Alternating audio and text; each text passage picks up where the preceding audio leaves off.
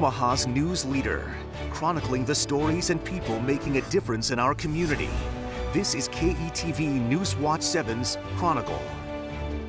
Good morning, welcome to Chronicle, and welcome aboard the USS Gerald R. Ford, one of the U.S. Navy's many aircraft carriers. I'm Maddie Augustine. We're roughly 100 miles off the coast of North Carolina right now, and it's all part of an immersive 4-day experience. We're bringing you inside access to the training and lifestyles of U.S. Navy sailors.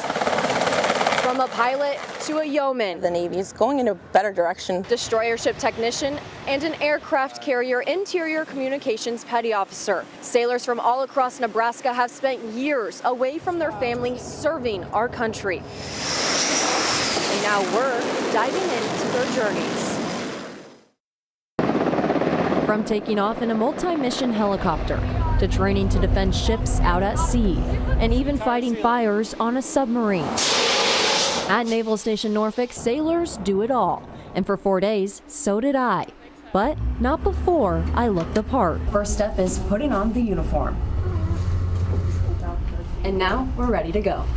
Rooted in history and tradition, Navy uniforms are all designed with 4 things in mind: fit, form, function, and safety. The biggest thing is someone lives in this uniform. So not only it has to be functional, it has to fit correctly, but it has to be safe. You can see the thousands of badges and insignias that can be added to a sailor's uniform as they move up through the rates. But everyone who starts basic training receives the necessities, including the Navy working uniform, service uniform, and of course, the dress blues and whites. The service of our nation is an important job, and you'd already take pride in doing the job, but what we want to do is not have the uniform be an afterthought. We want the sailor to feel good, look good in their uniform, and represent the country well. Each sailor responsible for maintaining all of their uniforms and having them ready to go at a moment's notice, often packed and transported in a sea bag. Packing the sea bag is a free-form environment experiment. It's like art, really. You can get a lot into a sea bag if you put your mind to it. In art, I got to try out myself. So my personal best practice is you either start or end with the boots. Okay. Right, the boots and the shoes, because you don't want those sitting on your back. Everything a sailor might need has to fit in their sea bag, so it's all about using the space you have. You got this better than the last person. Really not being ginger with it, that's what we're looking for. With everything packed inside, all that's left, sealing it up and heading out. All right, so then you just sling it on and you're ready to go? Absolutely, yep. You're ready to rock. I think it's as big as me. It is exactly as big as you. In uniform and ready to go, the final step before fully immersing into sailor life, passing aviation survival training. Air crews do it every 4 years to stay prepared for emergencies. You are in a boat in the water all the time, but they give you the tools to learn how to swim and build up that water comfortability and make you comfortable in uncomfortable situations. Donning the flight suit, boots, helmet, gloves, and life preserver or LPU, and demonstrations done, it was my turn to get in the pool. Swim on down to the other side. Task number 1, swimming a lap to the other end. Next, push off the side and start treading water. Inflating the LPU while working to stay afloat. Finally, the heart of survival training, finding escape routes, all while underwater. Starting simple. 3, 2, 1, get. Flipping a few handles and levers, and pushing open the window. Then it was a bit more disorienting, finding a way out of harnesses and windows, all while upside down. It seems intimidating, but our instructor reminding us, with a little work and determination, it becomes instinct. I never swam a lap in a pool until I was 25 years old. Not to make a pun, but jumping into the deep end, start working on it. Like, if you want to join the Navy and you want to, and you're like, oh, I'm afraid to swim, they'll teach you how to swim. With aviation survival training complete, our experience in the different departments of the Navy began. We're here at the home of the Fleet Angels, where Navy pilots are born, and as you can see behind me, it is incredibly active and full of MH-60 Sierras, the aircraft that we're able to take a flight on. Our flight giving us the bird's eye view of Naval Station Norfolk.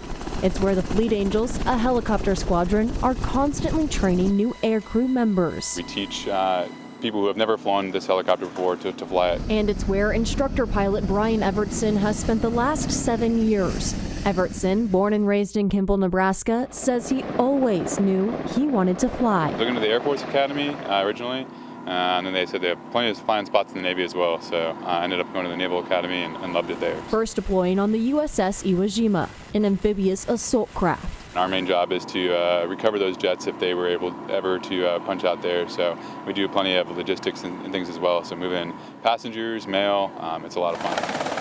As a member of the Fleet Angels and pilot of an MH-60 Sierra, a multi-mission helicopter, Evertson says they're the subject matter experts for search and rescue. There's quite a few times that we're called. We never actually had to rescue anybody, which is a blessing. And when it's not search and rescue, Evertson says they're the ones responsible for replenishing the ships out at sea, moving thousands of pounds of supplies in a single day. We basically are the literal bread and butter of the fleet. We get all the bread and butter to whatever ship needs that, so absolutely crucial. Evertson says it's his Nebraskan roots that helped set him up for success. My time in Nebraska really set me up here, grew up on a farm, so all the mechanics of the helicopter kind of came a little bit more naturally to me. And the support from his Naval Academy roommates, helping make the transition from small-town Nebraska to the Navy easier. Really strong guys that encouraged me, both professionally, spiritually, mentally. Now, with a 14-month-old at home, he says deploying will never be easy, but he's working to set an example, reminding himself every single day to never be too proud. There's always more you can learn from people coming behind you. So just always be in that learning mindset and just try to improve yourself every day. Evertson and the Fleet Angels provide assistance from the sky, but there's a special group of sailors who provide support and protection from the water. They're the Maritime Expeditionary Security Force. One of the teams is led by Chief Petty Officer Adam Myers. And a majority of their training happens here. Mount 5-2 only, employ deadly force. Inside the Embarked Security Team simulator, a simulator sitting on hydraulics, allowing crews to mimic the open waters. That provides us training in the most realistic way versus going on the actual ship itself, so we can induce stress for different types of scenarios that we may face when we're on an actual mission. Training I took part in, working on the short, long firing routine. And this is where that training pays off. We're aboard the Metal Shark or a patrol boat, and when these are in use, they're manned and armed 24/7. The patrol boats are armed with multiple types of weapons.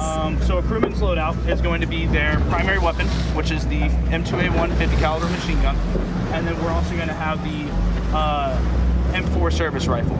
And then as a deterrent, we have the M500 Mossberg shotgun that's capable of shooting LA-51s and LA-52s. Those are both flares. The squadron and their boats can provide security in both the open sea and shallow waters. So they'll have a high-value asset that's determined by the military or the United States, and then they set their security posture around that vessel, and they're the final line of defense in regards to that asset. Each crew member taking their marks and showing us what those protective postures actually look like.